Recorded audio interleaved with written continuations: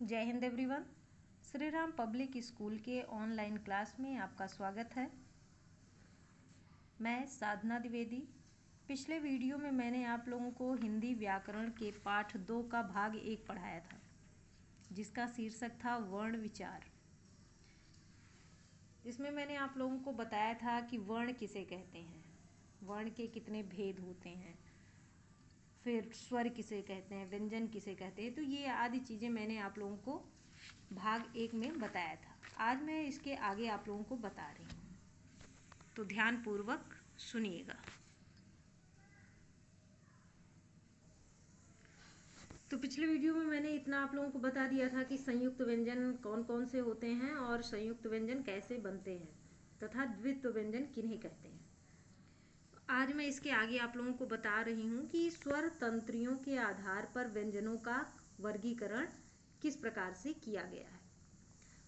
स्वर तंत्रियों के आधार पर व्यंजनों का वर्गीकरण। स्वर तंत्री के कंपन के आधार पर व्यंजन 2 प्रकार के हैं। पहला है अघोष व्यंजन। अघोष व्यंजन में क्या होता है कि जिन वर्णों के उच्चारण में स्वर तंत्रियों में कंपन नहीं होता है, यानी जिन तंत्रों के द्वारा हमारे स्वर मुख से बाहर निकलते हैं उनमें कंपन नहीं होता है, तो उन्हें अघोष व्यंजन कहते हैं।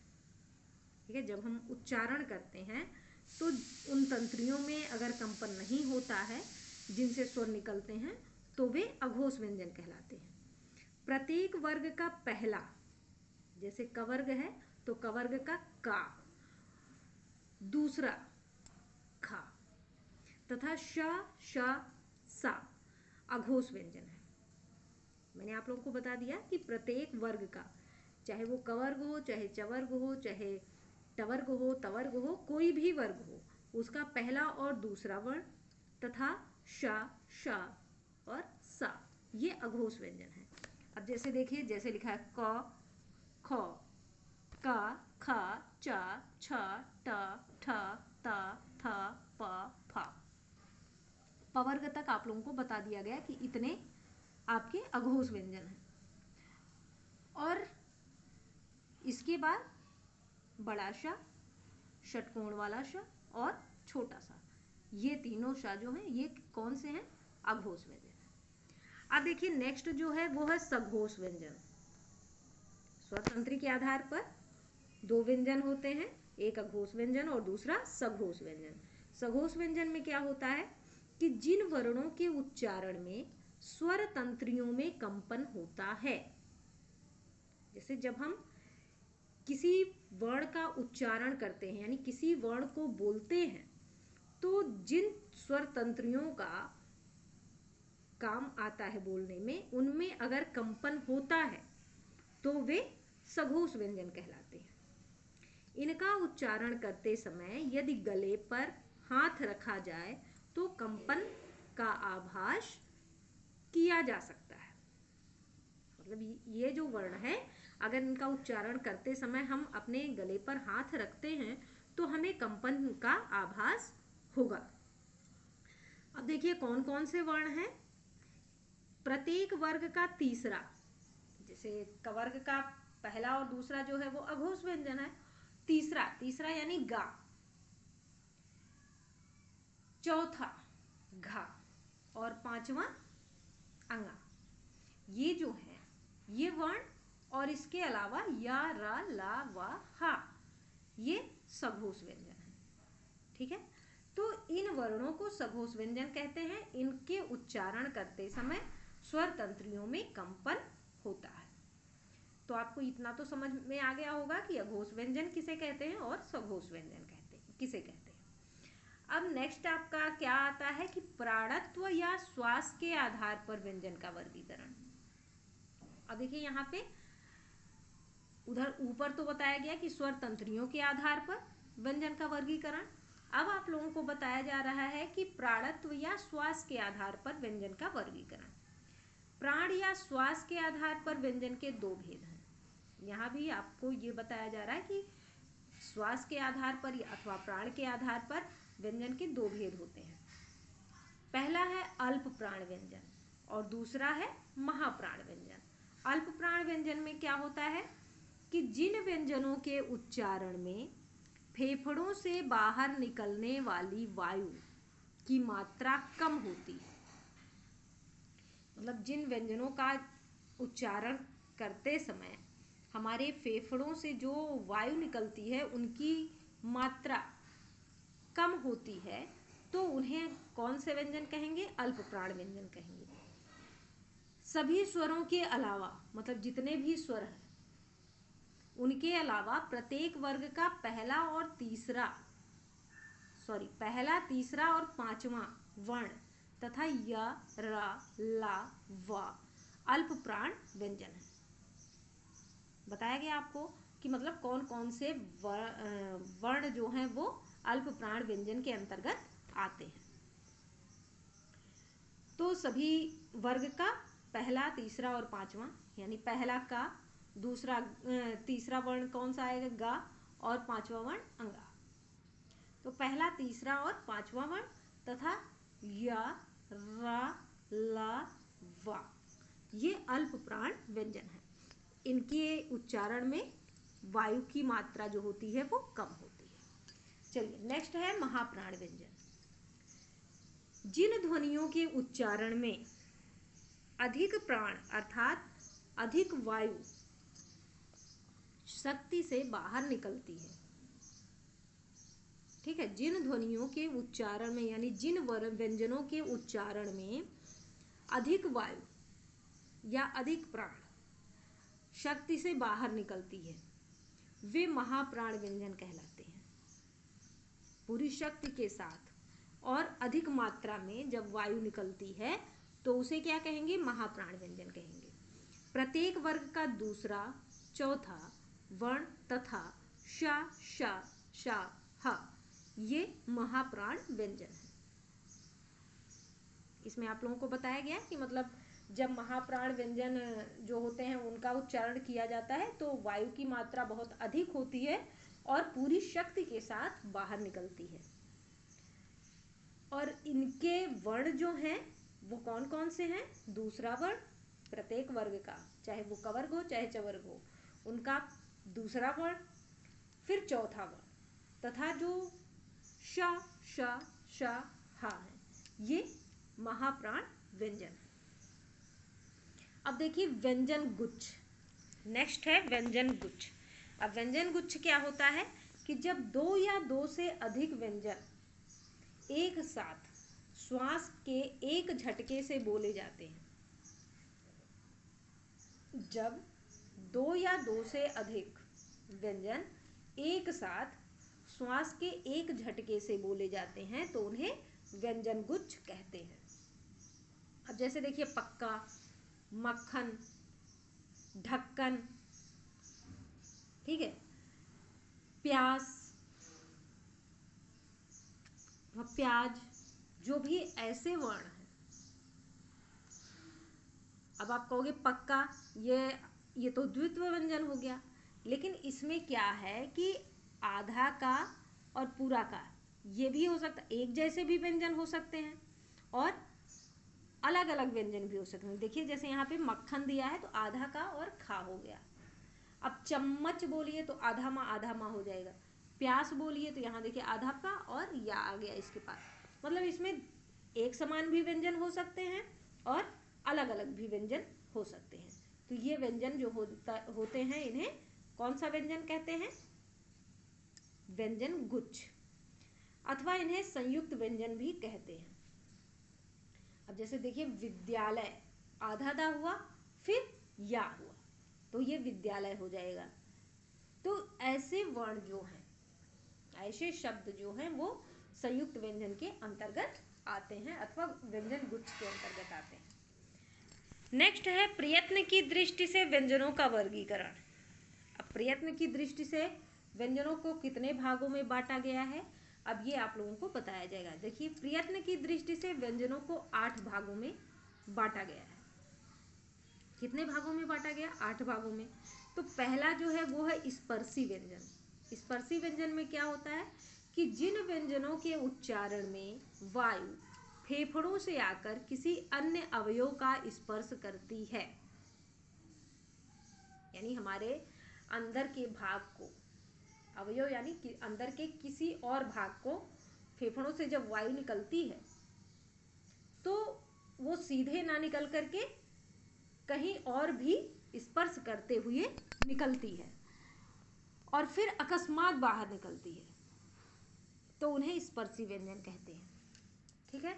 जिन व्यंजनों के उच्चारण में वायु फेफड़ों से आकर, फेफड़ों से तो निकली वायु, उसके बाद वो बाहर नहीं निकल रही है, वो किसी और अवयव को स्पर्श कर रही है, कभी जीवा को, कभी दांत को, कभी मतलब ऐसे ही वो किसी भी अवयव को स्पर्श करती है और फिर अकस्मात बाहर निकलती है, तो उन्हें स्पर्शी व्यंजन कहते हैं।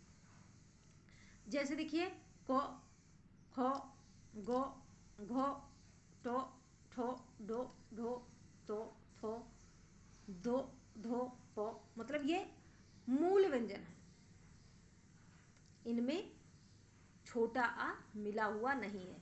अब देखिए सबके नीचे हलंत लगा हुआ है, यानी को, खो, तो इस तरीके से जो व्यंजन है वो स्पर्शी व्यंजन हो गए। अब देखिए संघर्षी व्यंजन। संघर्षी व्यंजन में क्या होता है कि जिन व्यंजनों के उच्चारण में वायु घर्षण पूर्वक निकलती है, मतलब पूरे रगड़ के साथ निकलती है, वे संघर्षी व्यंजन कहते हैं। जैसे श, श, स, ह, ख, जो, फ, मतलब ये जो ऐसे व्यंजन हैं वो कौन से कहलाएंगे? संघर्षी व्यंजन कहलाएंगे। इनके उच्चारण में क्या होता है? वायु घर्षण करते हुए निकलती है। तीसरा है स्पर्श संघर्षी व्यंजन। स्पर्श संघर्षी व्यंजन क्या होता है कि जिनके उच्चारण में स्पर्श का समय कुछ अधिक और उच्चारण के बाद वाला भाग संघर्षी हो जाता है। ऐसे व्यंजन जिनके उच्चारण में स्पर्श का समय कुछ अधिक होता है और उच्चारण के बाद वाला जो भाग होता है वो संघर्षी हो जाता है, उन्हें स्पर्श संघर्षी व्यंजन कहते हैं। जैसे चौ, छौ, जो, झो। तो ये जो चार व्यंजन दिखाए गए, ये कौन से हैं? ये स्पर्श संघर्षी व्यंजन है। फिर है नासिक के व्यंजन। नासिक के व्यंजन यानी जिनके उच्चारण में वायु का मुख्य अंश नाक से निकलता है। ठीक है। जिन व्यंजनों का उच्चारण करते समय वायु जो है वो मुख्य रूप से नाक से निकलती है, उन्हें नासिक के व्यंजन कहते हैं। जैसे ङ, ञ, न, म, तो ये जो है ये नासिक के व्यंजन है। फिर है पार्श्विक व्यंजन। अब पार्श्विक व्यंजन क्या होता है? पार्श्विक व्यंजन में क्या होता है कि इस व्यंजन के उच्चारण में जिह्वा का अगला भाग मसूड़े को छूता है और वायु बगल से निकल जाती है। पार्श्व यानी बगल से, तो वह पार्श्विक व्यंजन कहलाता है। जैसे लो, लो, तो। ठीक है। तो लौ जो है ये कैसा है व्यंजन? ये पार्श्विक व्यंजन है। इसका जब आप उच्चारण करोगे, बोलोगे तो क्या होगा? लौ बोलोगे तो ये जो जिह्वा है ये ऊपर जाता है, मसूड़े में टच होता है और जो वायु है वो बगल से निकल जाती है, तो ऐसे व्यंजन पार्श्विक व्यंजन कहलाते हैं। नेक्स्ट आपका है प्रकंपित व्यंजन। प्रकंपित व्यंजन क्या होता है कि जिस व्यंजन के उच्चारण में वायु जिह्वा को 2-3 बार कंपाती हुई निकले तो वह व्यंजन प्रकंपित कहलाता है। जैसे रॉ, प्रकंपित है। ठीक है। जिस व्यंजन के उच्चारण में वायु जिह्वा को 2-3 बार कंपाती हुई निकले वह व्यंजन प्रकंपित व्यंजन कहलाता है। जैसे रॉ। फिर है उच्छिप्त व्यंजन। देखिए प्रकंपित व्यंजन को लुंठित व्यंजन भी कहते हैं। फिर है उच्छिप्त व्यंजन। उच्छिप्त व्यंजन क्या होता है कि जिस व्यंजन के उच्चारण में जीभ की नोक झटके से नीचे गिरती है तो वह उच्छिप्त व्यंजन कहलाता है। उच्छिप्त यानी फेंका गया। ठीक है। जैसे ड़, ढ़, जब आप ढ़ ढ़ बोलोगे तो इसमें ऐसा होता है कि एक बार जीवा ऊपर जाती है, फिर एकाएक नीचे गिर पड़ती है।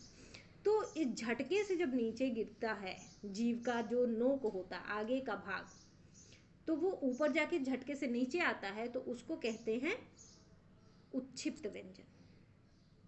चलिए, ये तो आपका हो गया। फिर नेक्स्ट है संघर्षहीन व्यंजन। संघर्षहीन व्यंजन में क्या होता है कि जिन व्यंजनों के उच्चारण में वायु बिना रगड़ के बाहर आती है, जिसमें ऐसा होता है कि वायु को कहीं भी रगड़ नहीं पड़ती है, वो कौन सा व्यंजन कहलाता है? संघर्षहीन व्यंजन कहलाता है। उन्हें अर्ध स्वर भी कहते हैं। ऐसे व्यंजनों को कौन सा स्वर कहते हैं? अर्ध स्वर भी कहते हैं। जैसे यो, वो, ये जो है ये संघर्षहीन व्यंजन है अथवा अर्ध स्वर भी है। नेक्स्ट है वर्ण विच्छेद। अब वर्ण विच्छेद में कैसे आपको बताया जाए कि जैसे जब किसी शब्द में प्रयुक्त वर्णों को अलग अलग कर लिखा जाता है तो उसे वर्ण विच्छेद कहते हैं। अब जैसे जो शब्द बनता है वो कई वर्णों से मिलकर बनता है। तो जैसे आपके लिए मैं बता दे रही हूँ थोड़ा आसान सा, ठीक है, आसान सा बता दूं तो कमल, कमल कितने वर्ण से मिलकर बना है? 3 वर्ण से। एक का हो गया, माँ हो गया, ला हो गया, ये तो सिंपल सा हो गया। लेकिन 3 के बजाय ये कितने वर्ण से मिला है? 6 वर्ण से। आपके हिसाब से आपको देखने में केवल ये 3 दिखेंगे, का, म और ला, लेकिन इसमें सब में 3 ही केवल नहीं है, 6 वर्ण है। कैसे? का आप बोलोगे का, तो का में छोटा आ मिला होता है, माँ में भी छोटा आ मिला हुआ है, ला में भी छोटा आ मिला हुआ है।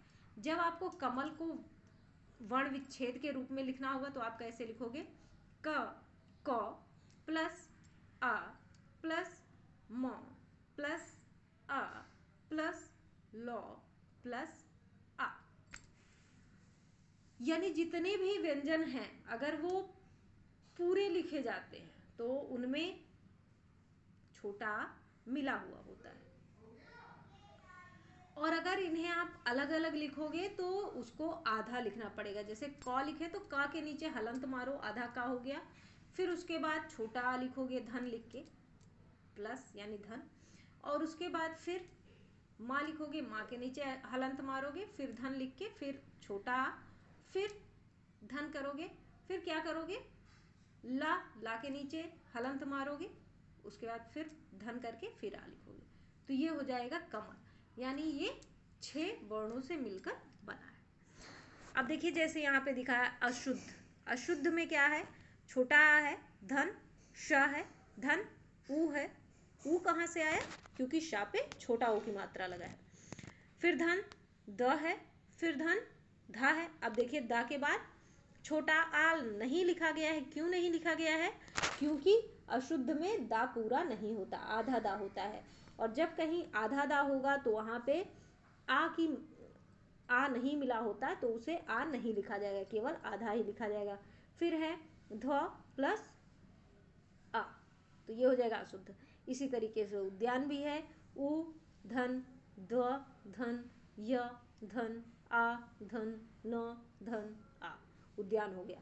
तो इस तरीके से जितने भी वर्ण है, शब्द दिए हैं उनके वर्ण विच्छेद दिए गए हैं। आप इसको ध्यानपूर्वक पढ़ लीजिएगा और अपने आप कोई भी शब्द लिख के उसका वर्ण विच्छेद करके प्रैक्टिस कीजिएगा, अभ्यास कीजिएगा, तो आपको आ जाएगा। चलिए नेक्स्ट है आपका वर्ण संयोग। वर्ण संयोग क्या है कि जब किसी व्यंजन में स्वर मिलता है, जब किसी व्यंजन में स्वर मिलता है तो उसे व्यंजन और स्वर का संयोग कहा जाता है। जैसे आ की कोई मात्रा नहीं है, जैसे ही आ किसी व्यंजन में मिलता है तो उसका हलंत चिन्ह हट जाता है, ठीक है। व्यंजन में हलंत ना होना इस बात का द्योतक है कि उसमें आ स्वर विद्यमान है। अगर व्यंजन के नीचे हलंत नहीं है तो देखने से पता चल जाएगा कि इस व्यंजन में आ मिला हुआ है। जब दो वर्ण आपस में मिलते हैं, जब दो वर्ण आपस में मिलते हैं तो उसे वर्ण संयोग कहते हैं। जब दो वर्ण आपस में मिलेंगे तो उसे क्या कहेंगे? वर्ण संयोग। अब देखिए व्यंजन से व्यंजन का संयोग। अब व्यंजन से व्यंजन का मेल यहाँ पे किस तरीके से बताया गया है? तो व्यंजन और व्यंजन के मेल से संयुक्त ध्वनियां बनती हैं। व्यंजन को व्यंजन से मिलाने के कुछ नियम इस प्रकार हैं। अब देखिए कैसे कैसे व्यंजन को व्यंजन से मिलाया जाए, इसके कुछ नियम आपको बताए गए हैं। जिन व्यंजनों के अंत में खड़ी रेखा होती है यानी पाई होती है। अब देखिए जैसे खा, खा के बाद यहाँ क्या है? जब लिखा गया है तो लास्ट में पाई है, गा के बाद पाई है, घा के बाद पाई है, चा के बाद छा, जा के बाद झा के बाद, ड़ा के बाद ता के बाद था। तो ये इतने जितने भी शब्द वर्ण लिखे हैं सबके पीछे पाई है, रेखा खींची हुई है। तो जब हम इन व्यंजनों को किसी आगे वाले व्यंजन से मिलाते हैं तो उनकी खड़ी पाई जो है, मतलब उनकी रेखा जो है वो हटा दी जाती है। जैसे देखिए गा है, यहाँ गा के नीचे हलंत लगाया गया, या हो गया और या से जोड़ा गया। तो कैसे करेंगे?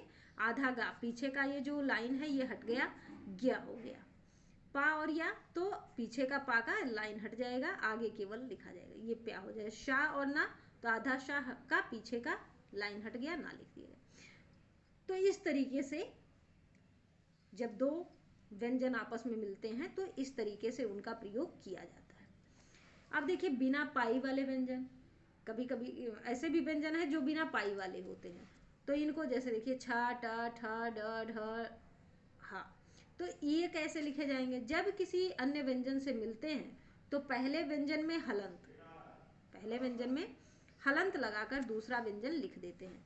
अब जैसे छ, दा और प्लस वा, तो दा के बाद तो कोई लाइन नहीं है, तो दा के नीचे हलंत लगा दिया गया। ह प्लस ना, तो हा के नीचे हलंत लगा दिया गया। दो प्लस भा, तो दा के नीचे हलंत लगा दिया। मतलब जिसमें आपके बाद में लाइन नहीं होता उसमें क्या करेंगे कि उसके नीचे हलंत लगा देंगे, उस व्यंजन के नीचे, तो वो आधा हो जाएगा। का और फा का निम्न रूप बन जाता है। जैसे का है और कौन सा है? फा है। का और फा को अगर लिखना होगा तो कैसे लिखेंगे? मिलाना होगा। का और ला, तो इसमें जो घुंडी बनी होती है, जो ऐसे घुमाया जाता है, पूंछ जैसा होता है, तो उसको आधा कर देते हैं। उसी तरीके से फा में भी होता है, उसी तरीके से का में भी होता है। अब देखिए चौथा, व्यंजनों में रा सबसे निराला वर्ण है। जो रा है वो सबसे निराला वर्ण है। रा के संयोग में ही सबसे अधिक अशुद्धियां देखने को मिलती हैं। जब रा को मिलाना होता है तो ही दिक्कत आती है, लोगों को समझ में नहीं आता कि किस तरीके से रा को हम अन्य व्यंजन के साथ मिलाएं। अतः इसके संयोग के नियमों पर विशेष ध्यान देने की आवश्यकता है। अब देखिए जब रा स्वर रहित होता है, जब रा जो है वो स्वर रहित होता है तो उसको कहते हैं रेफ। तो यह अपने अगले परवर्ती वर्ण के ऊपर लगाया जाता है। जैसे र प्लस माँ, तो माँ के ऊपर रा लग गया, इस तरीके से प्रयोग होगा। कर्म लिखा गया तो ऊपर माँ हो गया, दर्द हो गया तो ऊपर रा हो गया, तो इस तरीके से रा का प्रयोग होता है। फिर रा से पूर्व कोई भी हलंत, रा से पूर्व अगर कोई भी हलंत व्यंजन हो तो यह उसके पैरों में लगता है, यानी उसके नीचे लगता है। जैसे क प्लस रा, तो चक्र, तो देखिए का के नीचे लग गया है। प प्लस रा, पा के नीचे लग गया है। प्रेम, प्रश्न, ये जो आप लिखते हो ये रा का व्यंजन से मेल ऐसे ही होता है। इसके बाद है ट और ड। ट और ड के साथ रा का संयोग होने पर रा उनके नीचे इस रूप में जुड़ता है। जैसे ट प्लस रा, ट्र यानी ट्रक, ड प्लस रा, ड्र, ड्रम हो जाएगा। तो इनके नीचे रा इस तरीके से लगेगा। ठीक। अब देखिए श के साथ रा का प्रयोग, रा का संयोग होने पर इसका रूप बदल जाता है। तो श के साथ अगर रा लगा तो वो श्रा हो जाएगा। शा तथा ता के साथ रा का संयोग इस प्रकार होता है। जैसे ता प्लस रा, त्रा हो जाएगा, स्त्री हो गया। शा प्लस रा, श्रा हो जाएगा, श्रोत हो गया। विशेष द्या यानी आधा दा और या तथा धा में अंतर है। अतः द्या और धा में भ्रम ना हो, इसलिए आधुनिक विद्वान द्या को आधा दा और या के रूप में ही लिखना सही मानते हैं। क्योंकि आजकल के जो बच्चे हैं वो अगर हम इस तरीके से द्या लिख देते हैं तो वो क्या करते हैं, धा बना देते हैं। उन्हें इस तरीके से द्या बनाने नहीं आता है।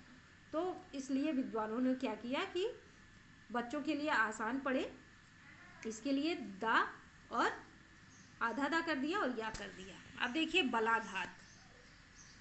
बलाघात क्या है? कमल, राम, बलवान, सत्य, इक्का आदि शब्दों के उच्चारण पर ध्यान दें तो पता चलता है कि शब्द के सभी वर्ण समान बल से नहीं बोले जाते। किसी अक्षर पर अधिक बल दिया जाता है तो किसी पर कम। यदि सभी पर एक समान बल दिया जाए तो भाषा बोलना और सुनना नीरस हो जाएगा। ऊपर के शब्दों में संयुक्त वर्णों के पहले के स्वरों पर अधिक बलाघात स्पष्ट अनुभव किया जा सकता है। जैसे देखिए कमल, कमल यानी माँ में माँ पर जोर दिया गया है। राम तो रा पे जोर दिया गया है। बलवान तो बा और वा पर सबलता का अनुभव होता है। अब देखिए बलाघात किसे कहते हैं? बोलते समय किसी अक्षर या शब्द के उच्चारण पर जो बल दिया जाता है उसे बलाघात कहते हैं। बलाघात दो प्रकार का होता है, शब्द बलाघात और वाक्य बलाघात। शब्द बलाघात क्या होता है कि किसी शब्द का उच्चारण करते समय जब एक अक्षर पर अधिक बल दिया जाए तो उसे शब्द बलाघात कहते हैं। जैसे गिरा, तो गिरा में राम पर ज़्यादा बल दिया गया है। वाक्य बलाघात क्या होता है कि जब किसी वाक्य में विशेष शब्द के उच्चारण पर जोर दिया जाता है तो उसे वाक्य बलाघात कहते हैं। जैसे उसने सीता को गुड़िया दी। वाक्य अत्यंत साधारण है, बहुत ही साधारण सा वाक्य है कि उसने सीता को गुड़िया दी, परंतु अब इस वाक्य के शब्दों पर बारी बारी से जोर देकर उच्चारण अगर किया जाए तो देखिए किस तरीके से होगा। उसने सीता को गुड़िया दी, मतलब उसने दी, किसी और ने नहीं दी। उसने सीता को गुड़िया दी, सीता को दी, किसी और को नहीं दी। उसने सीता को गुड़िया दी, केवल गुड़िया दी और कुछ नहीं। तो उपर्युक्त शब्दों पर जोर देने पर वाक्य का अर्थ बदल गया। ठीक है, तो हिंदी में सुर बदलने से वाक्य का अर्थ बदल जाता है। हिंदी में अगर हम सुर बदल देते हैं, किसी और सुर में बोल देते हैं, तो क्या होता है कि वाक्य का अर्थ बदल जाता है। एक ही वाक्य को जब भिन्न भिन्न अनुतानों के साथ बोला जाता है तो वह भिन्न भिन्न अर्थ देता है। जैसे यह बहुत अच्छी पुस्तक है, सामान्य कथन है। यह बहुत अच्छी पुस्तक है, पूछा गया यह बहुत अच्छी पुस्तक है, ये प्रश्न सूचक कथन हो गया। यह बहुत अच्छी पुस्तक है, ये विस्मय सूचक कथन हो गया। तो भाषा के बोलने में जो अवरोह आरोह यानी उतार चढ़ाव होता है वही अनुतान कहलाता है। तो ये आपका चैप्टर यहीं पे समाप्त होता है। देखिए इसमें आप लोग देख लीजिएगा, नीचे आगे दिया हुआ है कि आओ दोहराएं। तो इसमें आप लोगों ने क्या सीखा ये बताया गया है कि इसमें वर्ण के बारे में सीखा गया कि वर्ण भाषा की सबसे छोटी इकाई होती है। फिर वर्णों का व्यवस्थित समूह वर्णमाला कहलाता है। स्वरों का उच्चारण स्वतंत्र रूप से होता है। तो इस तरीके से आगे भी बताया गया है कि क्या क्या चीज़ें आप लोगों ने सीखा है। तो इसके जो दिए गए हैं संक्षेप में, इसको आप लोग एक बार पढ़ लीजिएगा, सबकी परिभाषा आपको याद हो जाएगी। और इस पाठ से संबंधित जो प्रश्न है और एक्सरसाइज आप अपनी बुक में कर लीजिएगा, और जो प्रश्न है उसके उत्तर मैं भेजूंगी, आप लोग उसे लिख लीजिएगा। धन्यवाद।